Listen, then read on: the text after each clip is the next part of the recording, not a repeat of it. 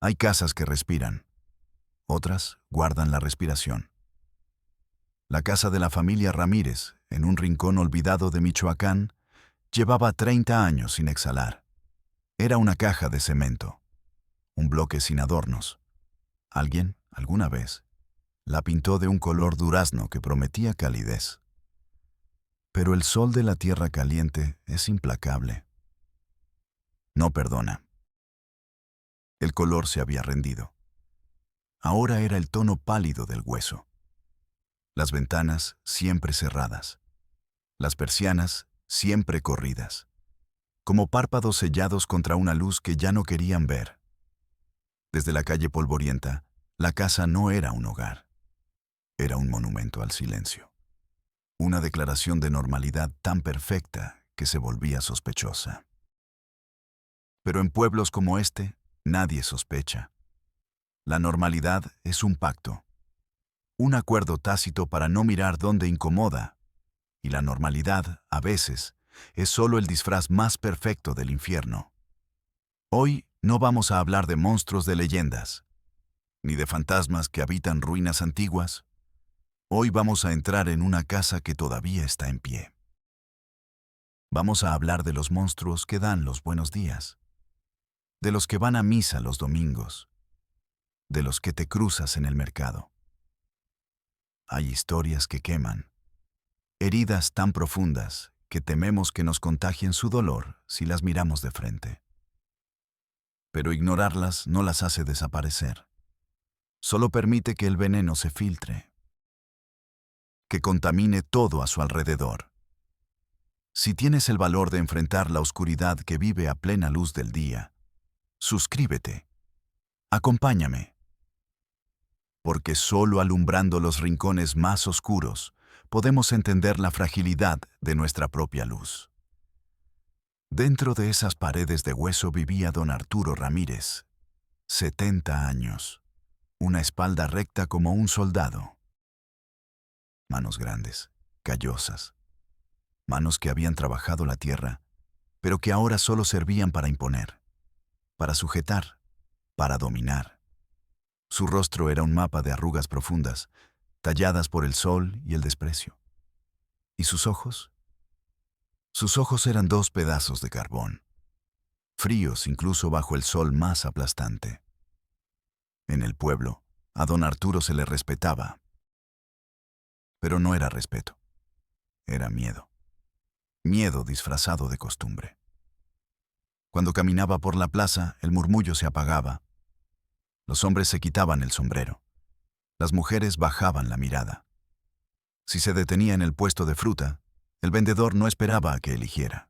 Le daba las mejores piezas, las más grandes, y nunca aceptaba el pago completo. Así está bien, don Arturo. Es un regalo. Arturo asentía. No daba las gracias. El tributo era su derecho. Su palabra era ley en ese pequeño feudo de polvo y olvido. Un hombre de bien, un patriarca, un roble. Eso decían todos, porque era más fácil que decir la verdad. Y junto al roble crecía una sombra. Elena, su hija. 50 años de edad, pero con el cuerpo de una anciana y la mirada de una niña atrapada. Su piel era pálida, translúcida, la piel de alguien que no ha sentido el sol en décadas. Su pelo, alguna vez negro, estaba veteado de un gris opaco. Sin vida. Le colgaba sobre los hombros, lacio, sin peinar. Vivía pegada a una silla de madera en el rincón más oscuro de la sala. Una silla que había amoldado su cuerpo a lo largo de los años. De la mañana a la noche, sus manos se movían. Siempre. Sin descanso. Tejía. Clic, clic, clic. El sonido de las agujas era el latido del corazón de esa casa. Un sonido mecánico. Vacío. Tejía bufandas en pleno verano. Suéteres de lana gruesa bajo un calor de 40 grados. Prendas sin destino, sin propósito. Cuando terminaba una, la deshacía por la noche, en silencio. Y a la mañana siguiente, volvía a empezar. Era un movimiento para no pensar, para no gritar, para no recordar. Sus ojos nunca se levantaban del suelo. Aprendió a ver el mundo a través de las baldosas gastadas del piso. Un universo de grietas y manchas, un mapa de su propia prisión. Y luego estaba Isabel, la esposa, la madre, el fantasma que cuidaba la tumba. Isabel se movía por la casa con una eficiencia silenciosa. Sus días eran un ritual de limpieza, pero no limpiaba por higiene. Limpiaba para borrar. Frotaba los pisos con cloro hasta que el olor picaba en la garganta, borrando las huellas de pies que nunca salían. Pulía los muebles hasta sacarles un brillo ciego, borrando las huellas de manos que nunca tocaban nada con cariño. Cocina. Siempre lo mismo. Sopa de fideo, arroz blanco, frijoles, comida sin sabor, sin color. Comidas para mantener los cuerpos funcionando. Nada más. Sus ojos habían aprendido a no ver. Pasaban por encima de la silla de Elena. Pasaban por encima de la mirada de Arturo. Miraban a través de las paredes, hacia un pasado que había decidido enterrar. Ver, para Isabel, era un lujo que su alma ya no podía permitirse. Su paz costaba el precio de su ceguera voluntaria. 3 personas, un carcelero, una prisionera y una cómplice. 30 años, 10.950 días. El tiempo suficiente para que un secreto deje de ser un secreto y se convierta en el aire que se respira, para que eche raíces tan profundas que se confundan con los cimientos de la casa, con los cimientos del pueblo. Un secreto que todos en esa casa conocían. Un secreto que todos en esa casa protegían con un silencio más pesado que una lápida. Un secreto que estaba a punto de reventar. Todo final tiene un principio. A veces es un estruendo, una explosión. Otras veces es un sonido casi imperceptible. El roce de unos zapatos llenos de polvo en el umbral de una puerta. El principio del fin para la casa Ramírez llegó en una tarde de martes. Una tarde como cualquier otra en la tierra caliente. El sol caía a plomo. El aire era espeso, pesado. Se podía masticar. Hacía tanto calor que hasta las moscas se movían con pereza. Los zapatos eran de Sofía. Sofía Mendoza.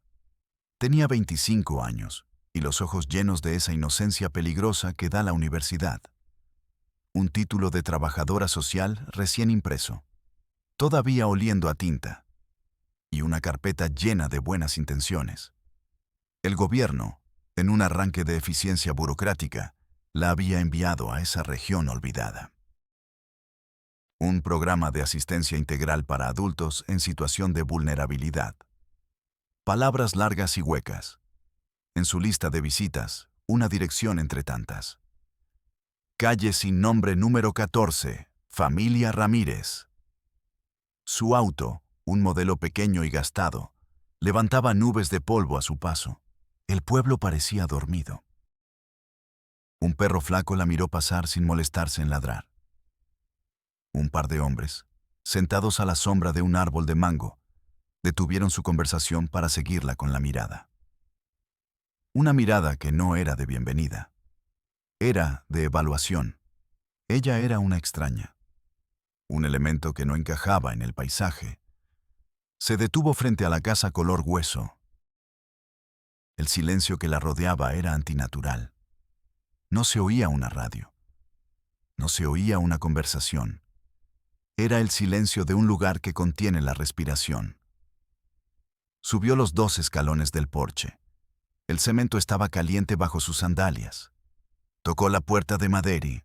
El sonido fue sordo, absorbido por la densidad del aire. Esperó. Pasó un minuto. Volvió a tocar, esta vez más fuerte. Escuchó un ruido dentro, un arrastrar de pies, el sonido de un cerrojo que se corre con lentitud. La puerta se abrió. Solo una rendija. Y en esa rendija apareció un rostro. Era el rostro de Isabel. una máscara de arrugas finas y piel pálida. Sus ojos, grises y vacíos, la miraron sin verla realmente, como si mirara una mancha en la pared. «Sí», dijo. La voz era un susurro. Sofía sonrió, una sonrisa profesional, ensayada. «Buenas tardes. Soy Sofía Mendoza, del Programa de Desarrollo Social. ¿Es usted la señora Ramírez?» La mujer asintió. No abrió más la puerta. «Busco a don Arturo Ramírez. Es para informarle sobre un nuevo apoyo para personas de la tercera edad». Hubo otra pausa. Isabel pareció sopesar la situación.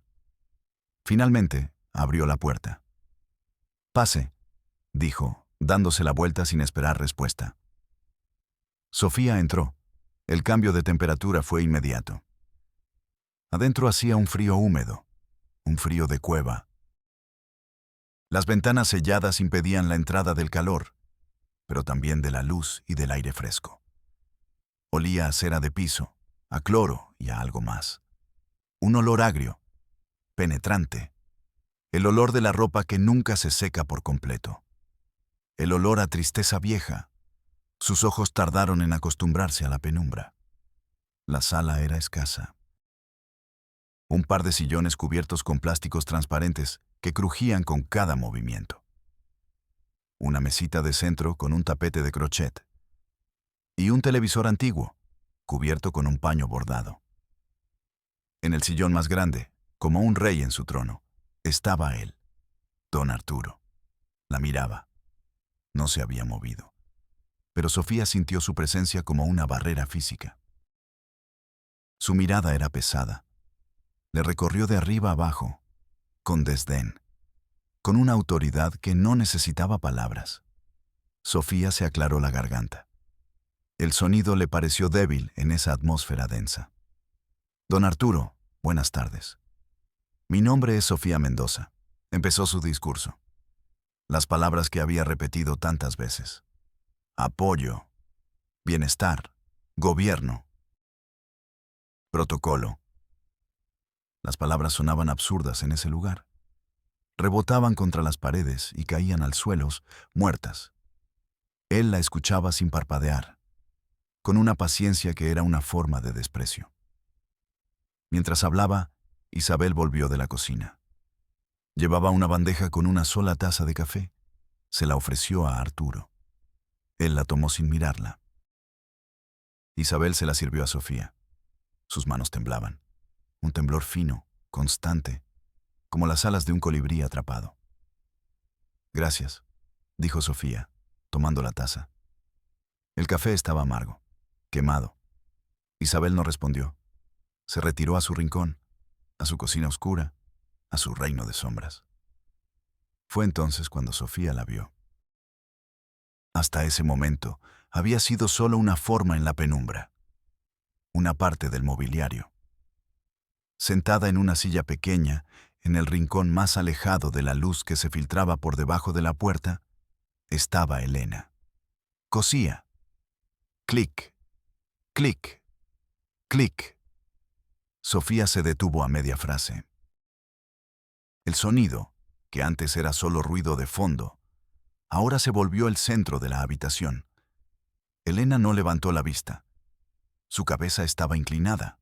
Su cuerpo, encorvado sobre la labor, parecía pequeña, frágil, una niña vestida con ropa de mujer vieja. Sofía sintió una punzada de algo que no pudo nombrar. Reanudó su discurso. Pero su atención ya no estaba en Arturo.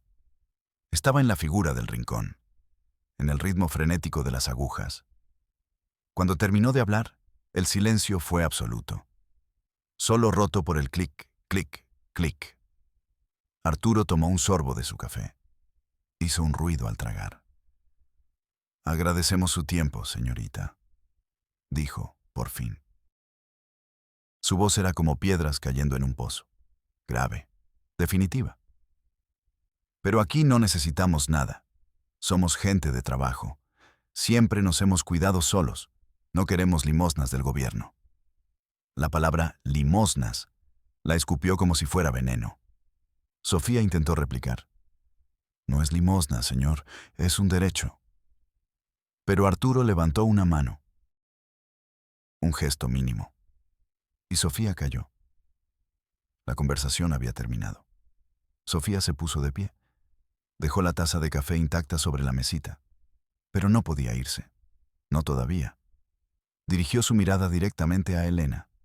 Ignoró la presencia amenazante de Arturo. «Buenas tardes», dijo, su voz más suave ahora.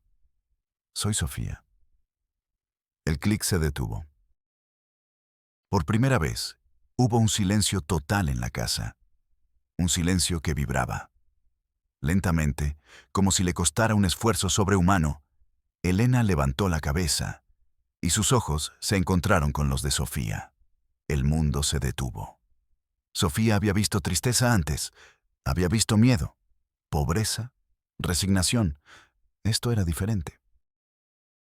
Lo que vio en los ojos de Elena no era una emoción. Era la ausencia de todas ellas. Era un abismo, un vacío absoluto, tan profundo y oscuro que Sofía sintió vértigo. Era una ventana a un lugar donde el alma se había rendido. Pero en el fondo de ese abismo, antes de que el párpado volviera a caer, Sofía vio algo más, una chispa diminuta, casi extinta, una súplica que no necesitaba palabras para gritar. El momento duró un segundo, una eternidad. Elena bajó la mirada, volvió a su tejido. Clic, clic, clic. El mundo reanudó su marcha. Arturo se aclaró la garganta, un sonido gutural. «Mi hija es muy tímida», dijo. «No le gustan las visitas». La frase no era una explicación, era una orden, el fin de todo. Sofía salió de la casa. La puerta se cerró detrás de ella con un sonido sordo. Definitivo. Se quedó parada en el porche, parpadeando bajo la luz cegadora del sol. El calor la golpeó. El aire parecía limpio, puro, después de la atmósfera viciada de la casa. Caminó hacia su auto sin sentir el suelo bajo sus pies. Se sentó frente al volante, pero no encendió el motor. La imagen de los ojos de Elena estaba grabada a fuego en su mente. No podía quitársela de encima. Algo estaba mal. No complicado, no triste. Algo estaba terriblemente, monstruosamente mal en esa casa. Y en ese instante, Sofía supo que no importaba lo que dijeran los protocolos. No importaba lo que dijera su jefe. Ella iba a volver. El instinto es un animal terco. Una vez que huele la sangre, no abandona el rastro. El instinto de Sofía le gritaba. La imagen de los ojos de Elena era una brasa ardiente en su memoria. Volvió a su oficina. Un cuarto prestado en la parte trasera de la presidencia municipal. Un espacio con olor a humedad y a archivos viejos. La luz de un fluorescente parpadeaba sobre su escritorio. Ese parpadeo se convirtió en el ritmo de su obsesión. No podía quitarse de la cabeza la atmósfera de esa casa, el frío, el silencio roto solo por las agujas, la figura fantasmal de Isabel, la presencia opresiva de Arturo, y sobre todo, el vacío en la mirada de Elena. Abrió su computadora. El ventilador del aparato sonaba como un quejido. Empezó por lo básico. Arturo Ramírez. Los registros locales eran escasos. Propietario de la casa en calle sin nombre, número 14. Propietario de unas cuantas hectáreas de tierra de temporal, heredadas de su padre. Sin antecedentes penales. Figuraba en un par de notas del periódico local de hacía años.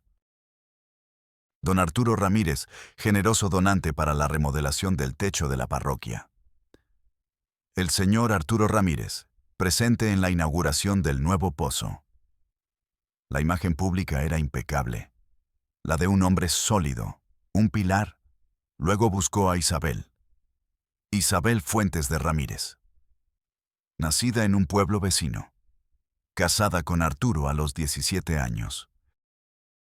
sin historial laboral, sin registros más allá de los censos. Una sombra, incluso en el papel. Finalmente, Elena. Elena Ramírez Fuentes. Acta de nacimiento. Registro de la escuela primaria del pueblo. Escuela primaria Benito Juárez. Calificaciones promedio. Asistencia regular. Hasta cuarto grado. A los 10 años, una nota en su expediente. Baja por asuntos familiares. Después de eso, nada. Elena Ramírez Fuentes, a los 10 años de edad, había desaparecido del mundo oficial. Dejó de existir para el sistema. Se borró. Sofía sintió un escalofrío, a pesar del calor sofocante de la oficina. Una niña no desaparece así, no sin dejar un rastro. A menos que alguien se encargue de borrarlo con mucho cuidado. Sofía empezó a cavar más profundo. Se metió en los registros del hospital local, en los censos de población de las últimas décadas. Cruzó datos, nombres, fechas. Fue un trabajo lento, frustrante, como intentar armar un rompecabezas sin saber qué imagen busca. Y entonces lo encontró. No fue en la base de datos del gobierno, fue en un foro de genealogía, un rincón olvidado de Internet donde la gente buscaba a sus ancestros. Alguien, años atrás, había digitalizado los archivos parroquiales de la región. Bautizos, matrimonios, defunciones. Buscó Elena Ramírez Fuentes. Y la pantalla se llenó. Un acta de bautizo. En 1995. Niño, José Ramírez Fuentes. Madre, Elena Ramírez Fuentes. Padre, desconocido. Sofía contuvo la respiración. Siguió buscando. Otro bautizo. 1997. Niña, María Ramírez Fuentes. Madre, Elena Ramírez Fuentes. Padre, desconocido. Y otro. Y otro. Como una cascada de horror digital. En total, 7 actas de bautizo. A lo largo de casi 20 años. 7 hijos nacidos de Elena Ramírez Fuentes. 7 veces, la misma casilla rellenada con la misma palabra. Desconocido. 7 niños. 7 fantasmas en el papel. ¿Dónde estaban? En el pueblo no había niños con el apellido Ramírez, aparte de otras familias lejanas. Nadie hablaba de los hijos de Elena. Era como si nunca hubieran existido. Sofía se recargó en su silla. El parpadeo del fluorescente le taladraba los ojos. El aire en la oficina se sentía denso, irrespirable. Miró las fechas. El primer nacimiento, cuando Elena tenía poco más de 20 años. El último, hacía casi 15. Su mente empezó a conectar los puntos. Una niña sacada de la escuela, una mujer encerrada. 7 embarazos en secreto. 7 niños desaparecidos. Un padre tiránico. Una madre cómplice. La imagen que se formó en su cabeza era tan monstruosa, tan inconcebible, que su primer impulso fue rechazarla. Eso no pasa. No en una familia normal. No en un pueblo tranquilo. Pero entonces recordó los ojos de Elena. El abismo. El abismo ahora tenía un nombre. Tenía una historia. Sofía empezó a preguntar en el pueblo, con sutileza, con la excusa de su censo de bienestar social. Habló con la dueña de la tienda de abarrotes, una mujer de manos ásperas y mirada curiosa. «Ah, los Ramírez», dijo la mujer, mientras pesaba 1 kilo de frijoles. Gente muy a sus cosas. Muy decente. Don Arturo es un hombre derecho. No se mete con nadie. ¿Y su hija? Elena, preguntó Sofía casualmente. La mujer se encogió de hombros. Pobrecita, siempre ha sido así. Enfermiza, rara, no sale para nada. Su madre la cuida mucho. Habló con el hombre que vendía periódicos en la plaza. Un anciano que había visto pasar generaciones. La familia Ramírez es de las de antes, sentenció, doblando un periódico con precisión. De las que tienen valores. El hombre manda. La mujer obedece. La hija respeta. Así debe ser. Habló con la vecina de al lado de la casa Ramírez. Una mujer que barría su banqueta todas las mañanas con una furia contenida. Sofía le preguntó si alguna vez había oído algo extraño. Gritos, discusiones. La mujer dejó de barrer. La miró fijamente. Sus ojos eran pequeños y duros. Señorita, dijo, su voz baja y rasposa.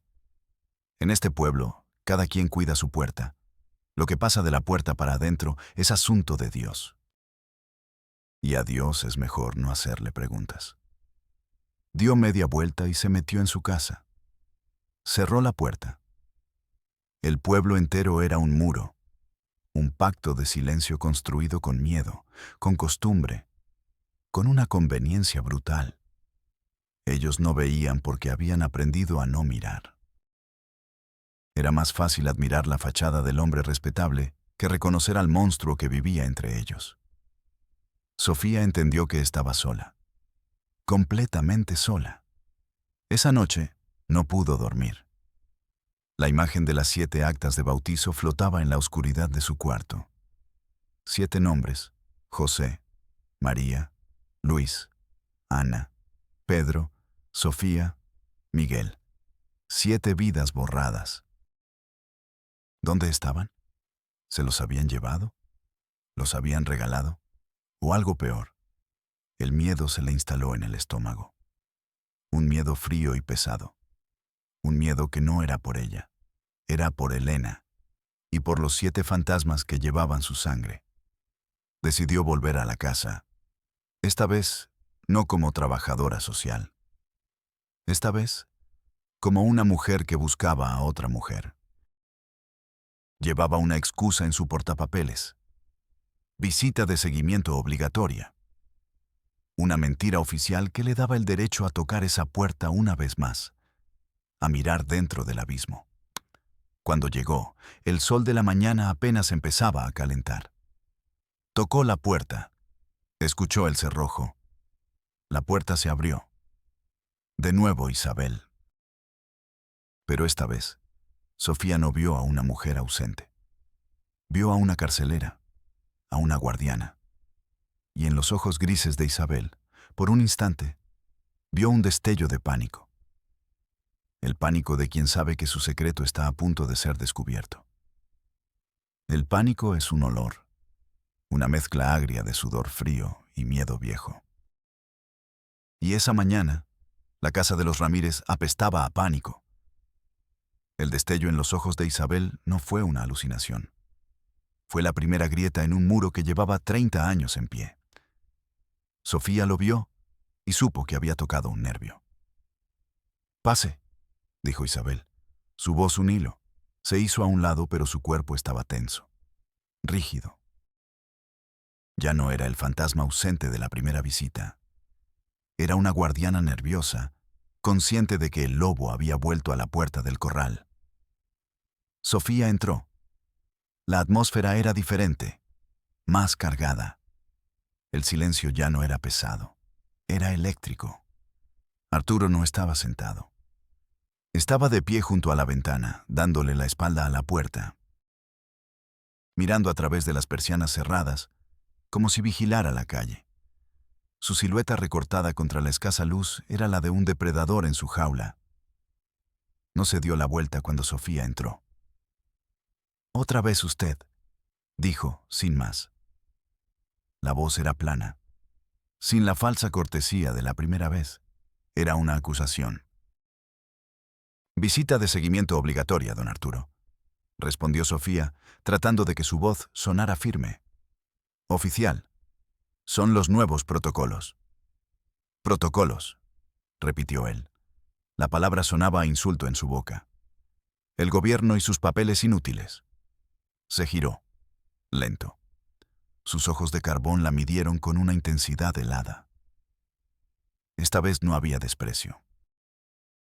Había una advertencia clara, una amenaza. Haga lo que tenga que hacer y váyase.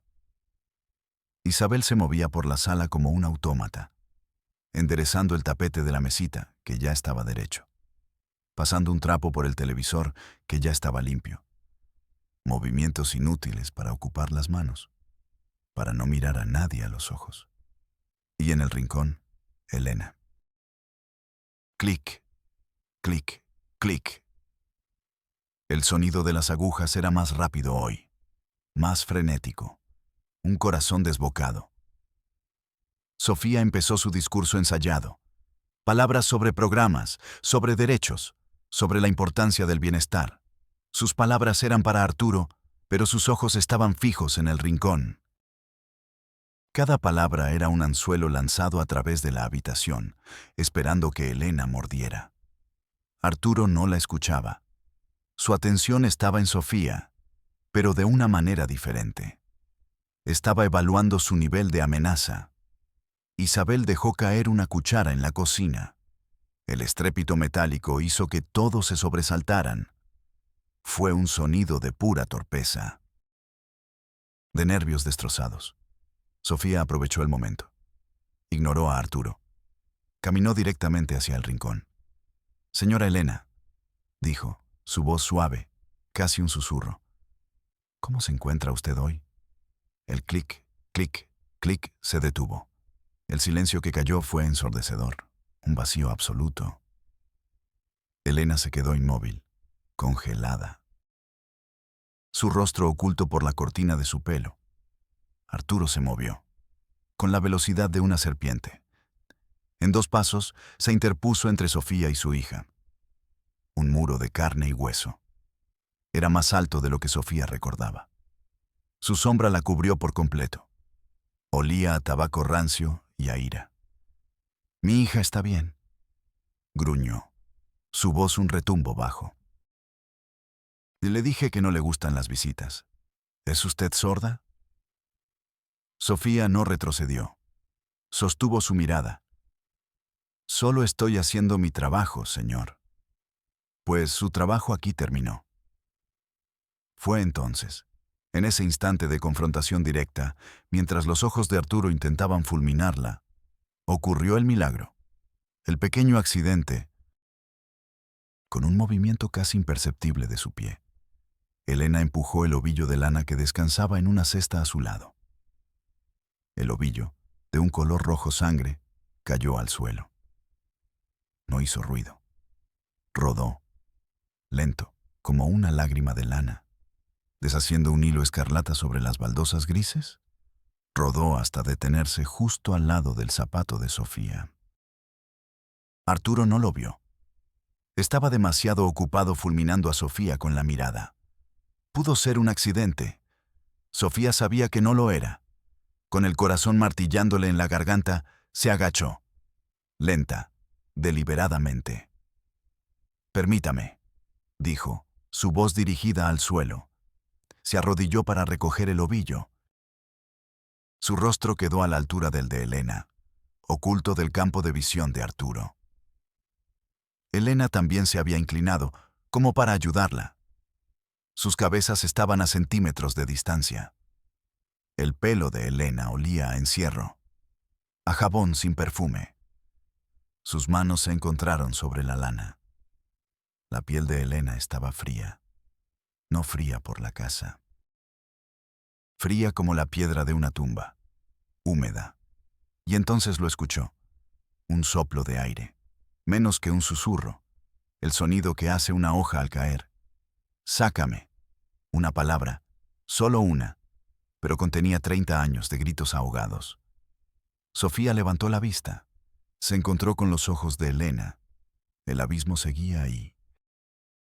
Pero la chispa que había visto la primera vez ahora era una llama de desesperación pura.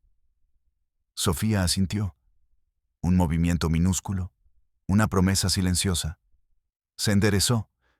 Su cuerpo se movía por pura memoria muscular. Le entregó el ovillo a Elena. Sus dedos no se tocaron esta vez. «Aquí tiene», dijo Sofía. Su propia voz le sonó lejana. Arturo seguía ahí, imponente. «¿Ya terminó su circo, señorita?» «Sí, don Arturo, ya terminé por hoy». Forzó una sonrisa. Sintió los músculos de su cara acalambrados. Gracias por su tiempo. Dio media vuelta y caminó hacia la puerta. Cada paso era un esfuerzo de voluntad. Sentía la mirada de Arturo clavada en su nuca. No se atrevió a mirar atrás. Salió de la casa. La puerta se cerró. El cerrojo sonó. Un sonido metálico y definitivo. Bajó los 2 escalones. Llegó a su auto. Abrió la puerta. Se sentó. Cerró. Y se rompió. Un temblor incontrolable se apoderó de su cuerpo. Sus manos temblaban tanto que no podía sujetar las llaves. Intentó meter la llave en el encendido, pero falló. 1, 2, 3 veces. El tintineo del metal contra el plástico era el sonido de su propio pánico. Apoyó la frente en el volante. El plástico estaba caliente por el sol. Quemaba. Cerró los ojos. Pero no había oscuridad. Solo la imagen de los ojos de Elena y el sonido. «Sácame». La palabra rebotaba dentro de su cráneo, una y otra vez. Ya no era un susurro, era un grito, un trueno. El metal de la llave se sentía como un pedazo de hielo en su palma sudorosa. El mundo afuera del auto, el sol brillante, los niños jugando a lo lejos, parecía una película muda, irreal. Todo era ruido blanco comparado con la claridad de esa única palabra. El secreto ya no era de ellos. Ahora también era suyo. El grito de Elena ahora era suyo. Y pesaba 1 tonelada. El peso de una sola palabra puede quebrar una espalda. «Sácame». Sofía condujo de vuelta a su oficina sin ser consciente del camino. Las calles del pueblo, las caras de la gente, todo era un borrón a través del parabrisas. Lo único real era esa palabra, repitiéndose en un eco infinito dentro de su cabeza. Ya no había duda. Ya no había teorías. Había una certeza que helaba la sangre. Se encerró en su oficina. El fluorescente seguía parpadeando. Tic, tac, tic, tac. Como la cuenta atrás de una bomba. Necesitaba entender. No solo el qué, sino el cómo. El por qué. ¿Cómo se pudre un alma? ¿Cómo se convierte un padre en un monstruo? ¿Y cómo una madre se convierte en su cómplice? La respuesta, Sofía lo sabía, no estaba en el presente. Estaba enterrada en el pasado. Su investigación se volvió febril. Ya no era trabajo, era una arqueología del horror.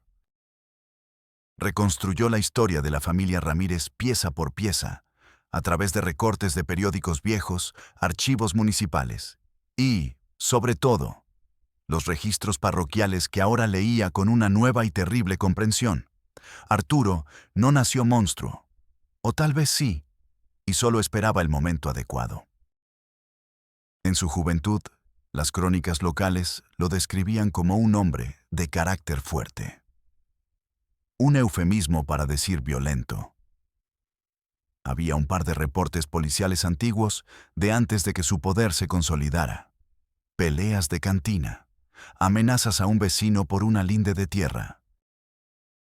Incidentes menores que se resolvieron con un apretón de manos y una advertencia. Nadie le dio importancia. La violencia de los hombres era parte del paisaje. Se casó con Isabel cuando ella tenía 17. Él, casi 30. Las fotos de la boda mostraban a una muchacha hermosa, con ojos brillantes y una sonrisa llena de futuro. A su lado, Arturo, con una mirada de posesión. La mano de él en la cintura de ella no era un gesto de cariño, era una marca. Tuvieron una hija, Elena, y Elena era la luz. Las pocas fotos de su infancia la mostraban como una niña radiante, ojos grandes y curiosos, una risa fácil. Era la adoración de Arturo, su princesita, su reina. Las palabras que todos en el pueblo escuchaban, palabras que sonaban a amor, pero que escondían un veneno posesivo. La niña creció. Su cuerpo empezó a cambiar. La luz de sus ojos se hizo propia. Dejó de ser un reflejo de su padre. Empezó a atraer la atención de otros. Y eso, Arturo no pudo soportarlo. El primer incidente que Sofía pudo rastrear fue a través del anuario de la secundaria. Un poema torpe, escrito por un muchacho de 15 años, dedicado a la chica de los ojos de estrella. Ese muchacho, Sofía lo descubrió. Acabó con un brazo roto unas semanas después.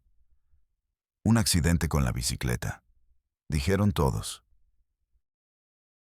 Su familia se mudó del pueblo poco tiempo después.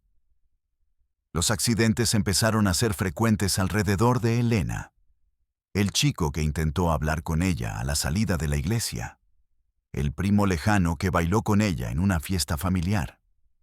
Todos sufrían accidentes. Todos aprendían a mantener la distancia. El muro alrededor de Elena se construyó ladrillo a ladrillo. Un ladrillo de miedo, otro de violencia. Isabel lo veía todo. ¿Qué pensaba? ¿Qué sentía la mujer cuya sonrisa se había apagado? Sofía encontró una carta que Isabel le escribió a su hermana y que nunca envió. La hermana había muerto, y sus pertenencias acabaron en una caja en los archivos municipales. Elena está floreciendo, decía la carta, con una caligrafía temblorosa. Y a Arturo le asusta. Lo veo en sus ojos. Ve a un rival en cada muchacho que la mira. Dice que la está protegiendo, pero no la protege, la está enjaulando. Tengo miedo, hermana. Tengo mucho miedo. La carta terminaba ahí, sin firma, sin despedida, un grito ahogado en papel amarillo. El miedo de Isabel paralizó su voluntad.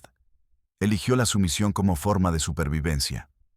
Se convenció a sí misma de que, si no se oponía, si mantenía la paz, protegería a su hija del carácter de su marido.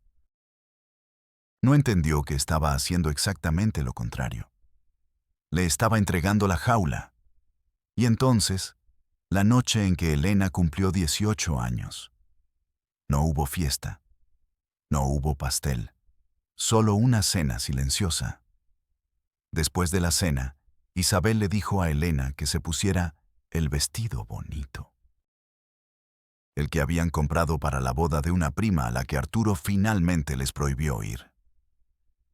Tu padre quiere hablar contigo. En su cuarto, dijo Isabel sin mirarla a los ojos. La acompañó por el pasillo. Su mano en la espalda de Elena. Una mano fría. Abrió la puerta de la habitación matrimonial. Empujó suavemente a su hija dentro. Y cerró la puerta. Elena escuchó el sonido del cerrojo. Un clic metálico. Seco. El sonido con el que empiezan las pesadillas. Se quedó mirando la madera de la puerta. Contando las vetas. 101. 102. Tratando de anclarse a algo real mientras el mundo se desmoronaba. Su padre estaba sentado en la cama. Llevaba puesta solo la camiseta interior. Olía a alcohol.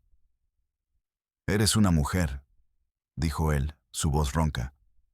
Y eres mía. Siempre has sido mía. Esa noche Elena aprendió a morir por dentro. Aprendió a disociar, a separar su mente de su cuerpo. Su mente se fue lejos, a un lugar frío y silencioso. A un campo de estrellas que no podía ver. Un mecanismo de supervivencia que se convertiría en su prisión permanente. El horror se volvió rutina. El silencio se volvió complicidad. Isabel nunca preguntó. Nunca habló. A la mañana siguiente, preparó el desayuno. El café. Los huevos. Como si nada. Su ceguera voluntaria era su única defensa contra una verdad que la habría destruido. Luego, vinieron los embarazos. 7 veces. 7 confirmaciones del horror. 7 secretos que había que enterrar. Isabel se encargó de todo. La partera de un pueblo lejano. Una mujer discreta que hacía preguntas y cobraba en efectivo. los viajes nocturnos, las mentiras a los pocos vecinos curiosos. Elena está enferma. Es una enfermedad de la sangre. No puede salir. Cada bebé era una crisis, un llanto que había que acallar, una prueba que había que hacer desaparecer. Estará mejor, le decía Isabel a Elena cada vez que le arrebataba a un recién nacido de los brazos. Una buena familia, lejos de aquí. Una familia que le dará una vida que nosotros no podemos. La mentira, repetida 7 veces, empezó a sonar como una verdad. Para Isabel era una forma de redención. Para Elena era un cuchillo girando en la misma herida. Sofía cerró los ojos. El aire en su oficina era irrespirable. La historia era un monstruo que llenaba la habitación. Necesitaba ayuda. No podía hacer esto sola. Aferrándose a un último hilo de fe en el sistema, condujo a la capital del municipio, al edificio de la fiscalía. Era un edificio gris, funcional, impersonal. Un lugar donde las tragedias humanas se convierten en números de expediente. El oficial de la recepción la miró con aburrimiento. Estaba llenando un crucigrama. «Buenas noches», dijo Sofía, su voz temblando a pesar de sus esfuerzos. «Necesito poner una denuncia. Es muy urgente». El oficial levantó la vista. Con pereza. ¿Nombre? Sofía Mendoza. Soy trabajadora social. Ajá. ¿Y qué es lo tan urgente, señorita trabajadora social?, preguntó, su tono lleno de un escepticismo cansado. Sofía vomitó la historia. 30 años de horror, el encierro, el abuso, los 7 niños desaparecidos. Las palabras se atropellaban, desesperadas por salir.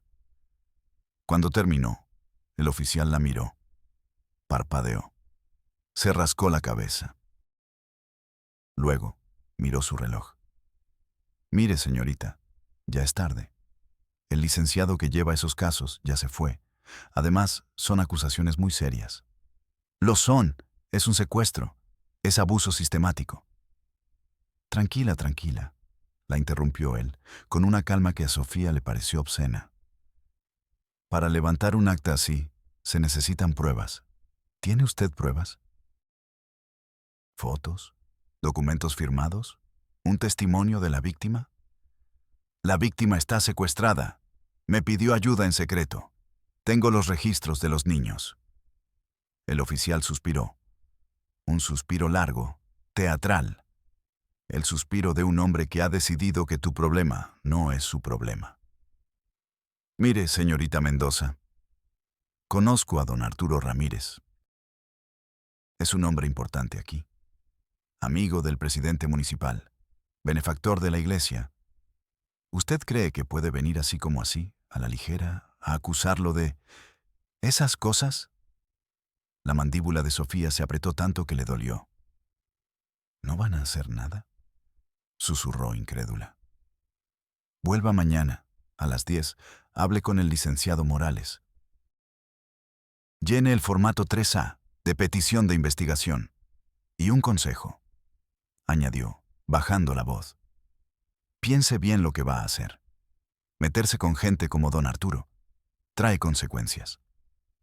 Le dio la espalda. Volvió a su crucigrama. El sistema no estaba diseñado para buscar justicia. Estaba diseñado para mantener el status quo. Sofía se quedó allí de pie, en medio de la recepción vacía. El edificio ya no parecía impersonal, parecía cómplice. Las paredes grises eran los muros de la indiferencia. El olor a papel viejo era el olor de la justicia pudriéndose. Se sentía como una idiota, ingenua. Había creído en las reglas, en las instituciones. Y las instituciones le habían cerrado la puerta en la cara. La indiferencia tiene un rostro. A la mañana siguiente, Sofía descubrió que el rostro de la indiferencia era el del licenciado Morales. Era un hombre bajo, pulcro, con un bigote perfectamente recortado y unas manos suaves que parecían no haber trabajado un solo día.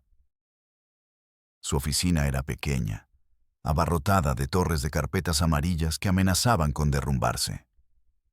Cada carpeta, una tragedia archivada, un dolor clasificado.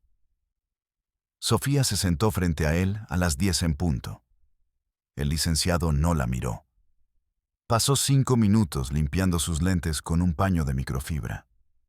Era un ritual, un despliegue de poder. Un mensaje claro.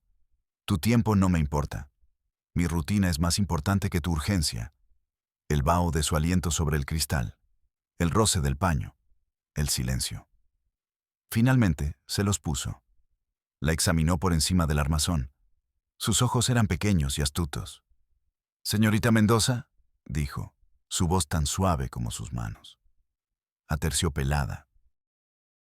El tipo de voz que te acaricia mientras te apuñala. Leí su petición, la que llenó esta mañana en recepción.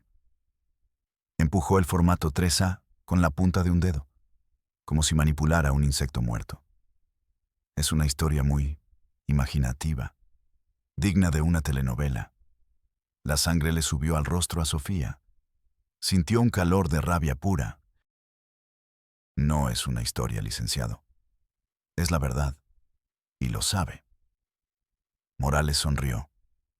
Una sonrisa diminuta, apenas una contracción de los labios, no llegó a sus ojos. La verdad, señorita, es un concepto muy elástico en mi profesión. Lo que importa son los hechos probados. Y usted no tiene ninguno. Tengo 7 actas de bautizo. 7 niños nacidos de la misma mujer soltera, encerrada. 7. Y yo tengo cientos de casos similares, replicó él, sin perder la calma. Madres solteras, padres irresponsables. En esta región, eso no prueba incesto. Prueba pobreza, prueba ignorancia. No prueba un crimen de esta magnitud. No me haga perder el tiempo.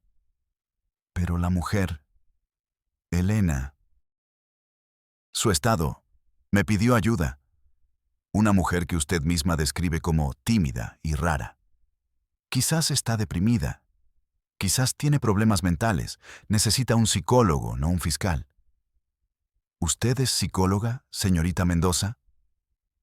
El sarcasmo era un bisturí en su voz. No, pero... ¿Tiene usted un testimonio firmado por ella? ¿Una declaración grabada? ¿Un video? ¿Algo, señorita Mendoza? Algo que no sea su palabra contra la de uno de los hombres más respetados de este municipio. Está secuestrada. No puedo entrar con una grabadora y pedirle que firme una declaración. El licenciado se recargó en su silla. El cuero viejo crujió como un lamento. Extendió sus manos suaves sobre el escritorio. Entonces, para resumir, dijo, como un maestro paciente con un alumno lento, tenemos la palabra de una presunta víctima que no ha hablado, y su palabra a usted, una forastera que acaba de llegar y ya ve monstruos en cada esquina, contra la palabra de don Arturo Ramírez. ¿Entiende mi posición? Sofía sintió una náusea profunda. Las palabras del hombre eran como una red, suaves, lógicas, pero mortales. La estaban inmovilizando. ¿Y los niños?, susurró ella, en un último intento desesperado. ¿Los 7 niños desaparecidos? ¿Eso tampoco le importa? Los ojos del licenciado brillaron. Vio su salida, su oportunidad para deshacerse de ella. Se inclinó hacia adelante. Su tono cambió. Ahora era el del burócrata eficiente, el solucionador de problemas. Ah, ese es un punto interesante, dijo, juntando las yemas de sus dedos. Muy interesante. Pero vea, señorita Mendoza, si el problema principal es que los niños están desaparecidos, entonces usted está en la oficina equivocada. Hizo una pausa dramática, para que el golpe burocrático fuera certero. Si hay personas desaparecidas, eso ya no es un asunto de violencia intrafamiliar. Eso le corresponde a otra dependencia, la Fiscalía especializada en búsqueda de personas. Tienen sus propios procedimientos, sus propios formatos. Llene el formato 2B. Puede pedirlo en recepción. Se levantó. La entrevista había terminado. Era una obra de teatro perfecta. Le abrió la puerta. La sonrisa falsa volvió a su rostro. Le deseo mucha suerte en su búsqueda. El sistema no buscaba justicia. Buscaba ordenar el horror en carpetas, clasificarlo, moverlo de un escritorio a otro, archivarlo hasta que el tiempo lo convirtiera en polvo. Sofía se encontró de pie en el pasillo, sosteniendo el inútil formato 2B en su mano. El papel se sentía frágil, un insulto. El pasillo, con sus paredes grises y su luz mortecina, parecía un intestino burocrático, diseñado para digerir la esperanza y excretar desesperación. Salió a la calle. El sol la golpeó como un insulto. El mundo seguía girando, indiferente. Se sentía ingenua, estúpida, humillada. Había creído en los procedimientos, en las instituciones, en que la monstruosidad de la verdad sería suficiente. Pero la verdad no era nada sin poder, y ella no tenía ninguno. Arturo, en cambio, lo tenía todo. Tenía el dinero, el respeto ganado a base de miedo, la amistad del presidente municipal, la gratitud del párroco. El párroco. Había una última puerta, una puerta que prometía santuario, compasión. La iglesia se alzaba en el centro de la plaza, blanca, imponente. Sus campanas llamaban a la misa de mediodía. El padre Miguel la recibió en la sacristía. Era un hombre mayor, de rostro amable y manos suaves. El aire olía a incienso y a madera pulida. Un olor a paz, a santidad. Le ofreció un vaso de agua. La escuchó con una paciencia infinita. Asentía. Su rostro era una máscara de profunda compasión. Sofía le contó todo. Su voz era un susurro roto. Le contó lo del licenciado Morales. Le habló del muro de silencio del pueblo. Le suplicó ayuda. Cuando terminó, el silencio en la sacristía fue profundo. «Hija mía», dijo el padre Miguel finalmente. Su voz era un bálsamo. «Son acusaciones terribles, espantosas. Son ciertas, padre. Lo vi en sus ojos». El sacerdote suspiró. Un suspiro largo y triste. «Conozco a Arturo desde hace muchos años. Es un hombre de carácter difícil, sí. Un hombre de la vieja escuela. Pero es un pilar de esta comunidad. Un hombre generoso. Gracias a su donativo pudimos reparar el techo de esta misma iglesia el año pasado. El dinero que roba del alma de su hija no puede comprar el perdón de Dios», replicó Sofía, su voz temblando de ira contenida. «La naturaleza humana es compleja, hija. Todos tenemos nuestras luchas, nuestras cruces», dijo el padre, su tono volviéndose más firme. «A veces, la mejor caridad es la discreción, la prudencia. No podemos ir por ahí abriendo heridas que no sabemos si podremos cerrar. Causaríamos un escándalo, un daño irreparable a la fe de la gente». ¿Y Elena? ¿Cuál es la caridad para Elena? ¿Dejarla pudrirse en ese infierno para no causar un escándalo? «Rezaremos por ella», sentenció el padre. Su voz ya no era un bálsamo, era una pared. «Y rezaremos por usted, hija, para que Dios ilumine su corazón y encuentre paz, para que deje de perturbar la poca paz que tenemos en este pueblo. A veces, los que vienen de fuera confunden las sombras con demonios, sin entender nuestras costumbres. Era otra puerta cerrándose en su cara. Una puerta de madera tallada, con olor a incienso, pero una puerta al fin. La compasión del sacerdote era solo otra forma de indiferencia, una indiferencia envuelta en piedad y miedo al escándalo. Sofía salió de la iglesia. La plaza del pueblo estaba llena. La gente salía de misa. Reían, conversaban, la miraban de reojo. Los susurros la seguían como avispas. La extraña, la problemática, la que venía a revolver el lodo, entendió la verdad en toda su brutalidad. Arturo no necesitaba un muro de cemento. El pueblo entero era su muralla. La policía, el gobierno, la iglesia, los vecinos, todos eran ladrillos en la pared que mantenía a Elena prisionera. Ladrillos de miedo, de conveniencia, de hipocresía, de tradición. Y ella estaba afuera, sola, gritando contra la pared. Caminó sin rumbo. Las calles del pueblo se sentían ahora hostiles. Cada ventana parecía un ojo vigilante, cada sombra, una amenaza. Se detuvo. Al final de la calle, bajo el sol implacable, se veía el techo de una casa.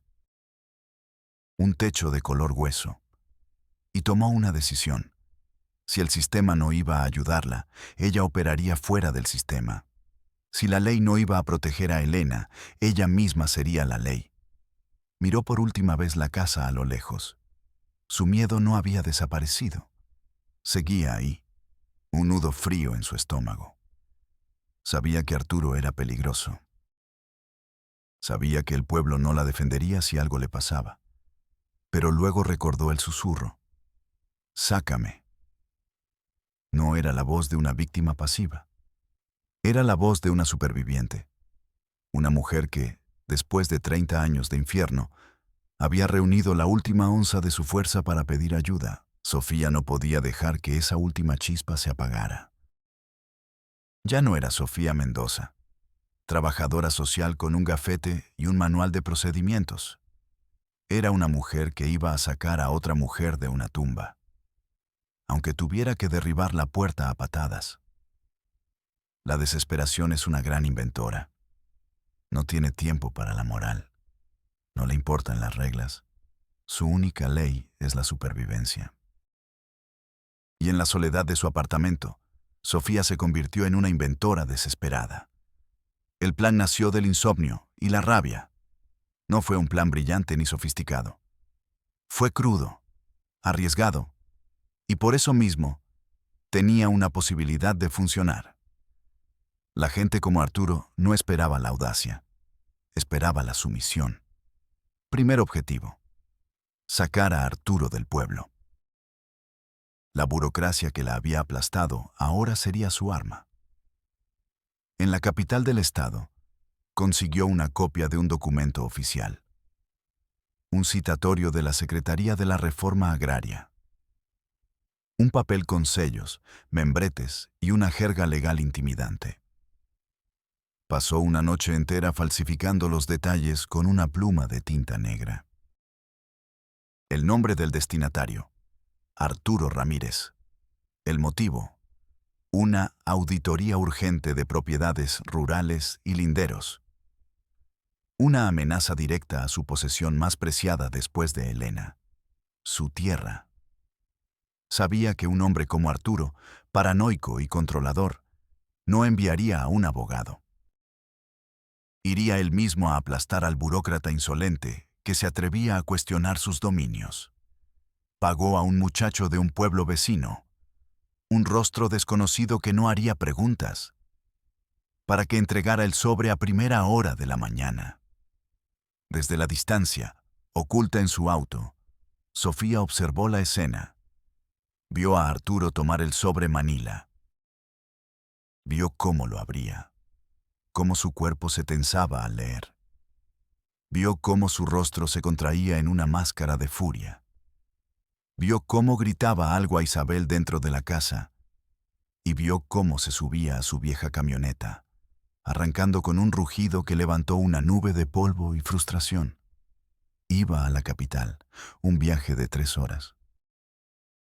Tenía un margen de, al menos, 7 horas. Primer obstáculo, superado. Segundo objetivo, Isabel. Este era más delicado. Necesitaba apelar a la única fibra de humanidad que quizás le quedaba: su pasado. Recordó la carta que había encontrado, la hermana muerta, la familia que había dejado atrás. Usó un teléfono público a las afueras del pueblo. Alteró su voz, haciéndola más aguda, más nerviosa. Se presentó como una enfermera del Hospital General de Apatzingán, el pueblo natal de Isabel. La noticia: un accidente, un atropello, una mujer mayor, su tía lejana, la única pariente de sangre que le quedaba. Estaba grave. No creemos que pase de esta noche, señora. Preguntaba por usted. Hubo un largo silencio al otro lado de la línea. Sofía pudo escuchar la respiración entrecortada de Isabel. Pudo imaginar la lucha en su interior. El instinto de huir de cualquier cosa que alterara su rutina contra el tirón de un viejo lazo familiar. La culpa, el remordimiento. Finalmente, la voz rota de Isabel. ¿Qué autobús debo tomar? Sofía le dio los horarios. Colgó. El corazón le martilleaba. Se sentía sucia, manipuladora. Pero el fin, se repitió a sí misma, justificaba los medios. Vio a Isabel salir una hora después. Llevaba un rebozo negro y un pequeño bolso. Le encargó la tienda a la vecina con la que nunca hablaba. Caminó hacia la parada del autobús con la espalda encorvada. Una figura de luto yendo al encuentro de una mentira. Segundo obstáculo, superado. La casa estaba sola. Por primera vez en 30 años, el carcelero y la guardiana se habían ido. La casa se alzaba bajo el sol del mediodía, silenciosa, quieta. Parecía una tumba. Sofía esperó una hora. Una hora que duró un siglo. Se aseguró de que las calles estuvieran vacías. El pueblo dormía la siesta, esa pequeña muerte diaria. Se acercó a la puerta trasera, la que daba a un pequeño patio descuidado. Llevaba una barra de metal delgada y resistente en su bolso. La misma que se usa para cambiar neumáticos. El pulso le retumbaba en los oídos. El sonido de su propia sangre era un tambor que ahogaba todos los demás ruidos. El sonido del metal forzando la madera vieja fue un grito en el silencio. El sonido de una ley rompiéndose. Su ley, su ética profesional, todo lo que había sido hasta ese momento. El cerrojo, viejo y oxidado, se dio con un chasquido que le pareció una explosión. Empujó la puerta. Entró. La oscuridad, el frío, el olor a cera, a cloro, a tristeza. Avanzó por el pasillo en penumbra. Sus pasos no hacían ruido en las baldosas. Cada sombra parecía moverse. Cada crujido de la casa era un presagio. Y la vio. Elena estaba en su rincón, en su silla, tejiendo. Clic, clic, clic. El mundo podía derrumbarse a su alrededor.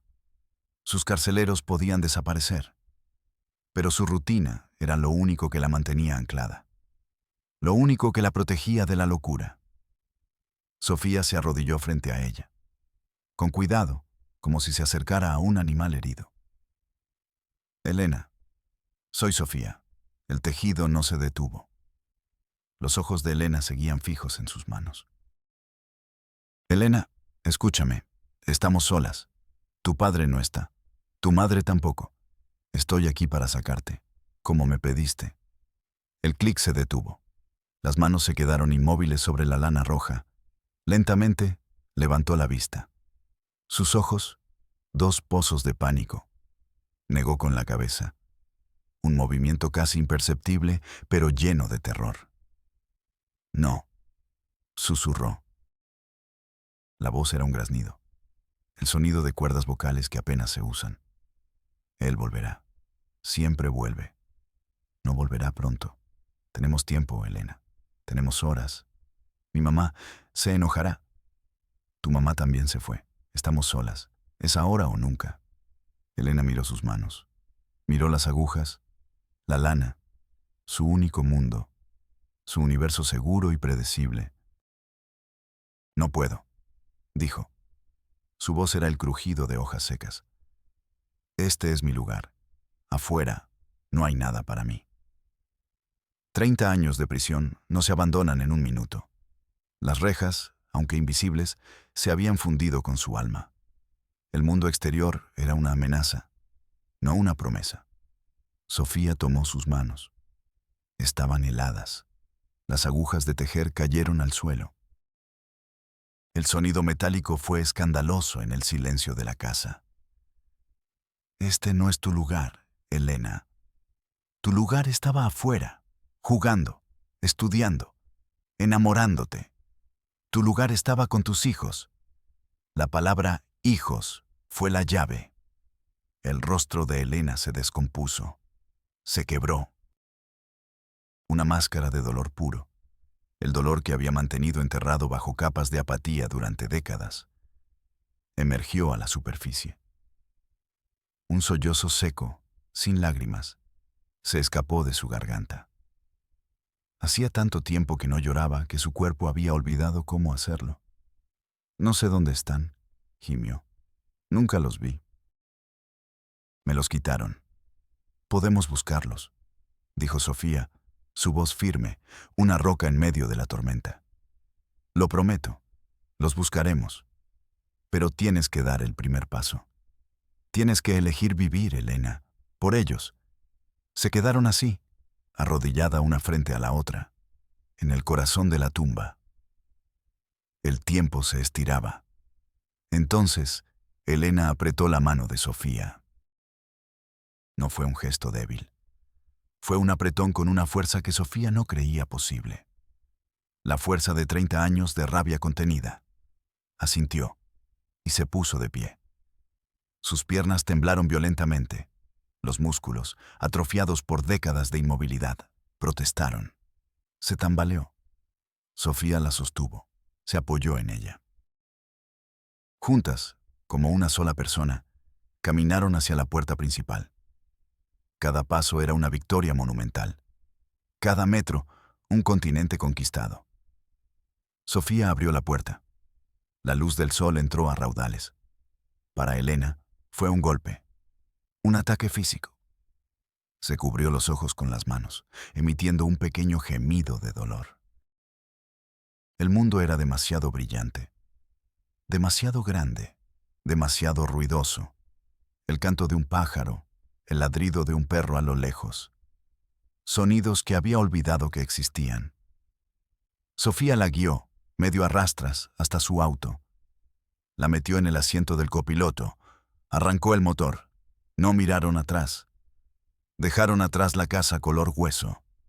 El pueblo del silencio. El infierno disfrazado de normalidad. El viaje fue silencioso.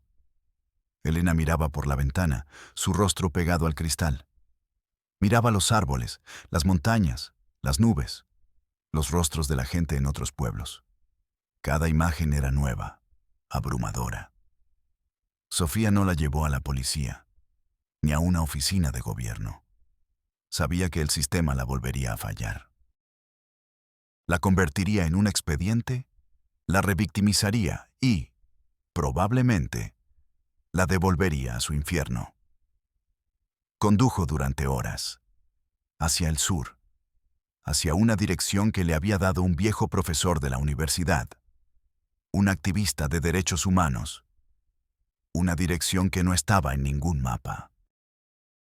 Llegaron de noche a una casa sin letreros, en una ciudad anónima. Un refugio para mujeres, un lugar secreto, dirigido por supervivientes. Allí, Elena empezó el viaje más largo de todos, el viaje de vuelta a sí misma. Al principio no hablaba. Solo se sentaba en el jardín, tocando las hojas de las plantas, sintiendo la tierra en sus manos. Luego, empezó a hablar, en susurros, con una psicóloga, con otras mujeres que, como ella, habían escapado de sus propias tumbas.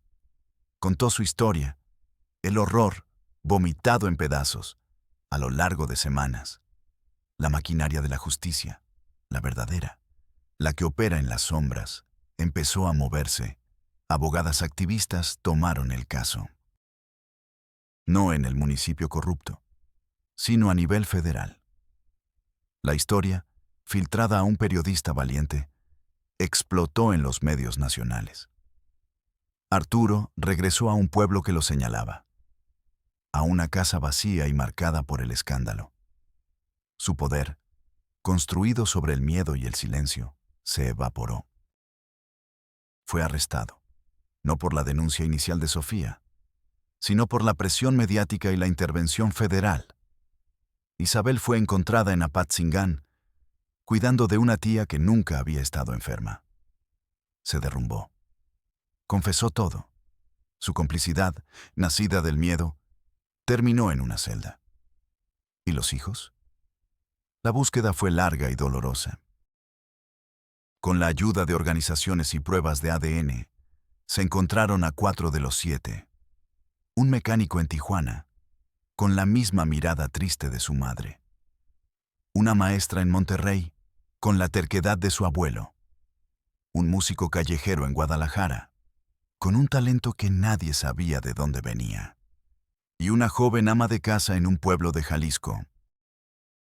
El reencuentro no fue un cuento de hadas. Fue un choque de mundos. Un torbellino de dolor, de reproches, de preguntas sin respuesta. Pero también fue un comienzo.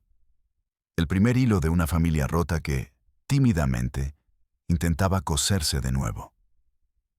Elena nunca volvió a ser la niña que fue. El abismo en sus ojos nunca desapareció del todo. Pero aprendió a reír de nuevo. Una risa suave, que siempre parecía a punto de romperse. En el refugio, se hizo cargo del jardín. Y sus manos, que antes tejían para olvidar, ahora plantaban para recordar que la vida, incluso después del invierno más largo, siempre encuentra la manera de florecer. Sofía perdió su trabajo, por supuesto. Conducta impropia y violación de protocolos. Pero encontró un propósito.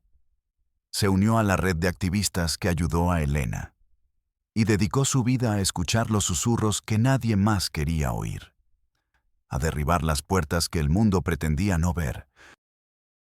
Porque la realidad de México no solo se cuenta en las cifras de la violencia o en los discursos de los políticos. Se cuenta en el silencio de una casa color hueso, en el clic incesante de unas agujas de tejer, en el susurro desesperado de una mujer pidiendo ser salvada. Y en el coraje de aquellos que, a pesar del miedo, se atreven a escuchar y a actuar.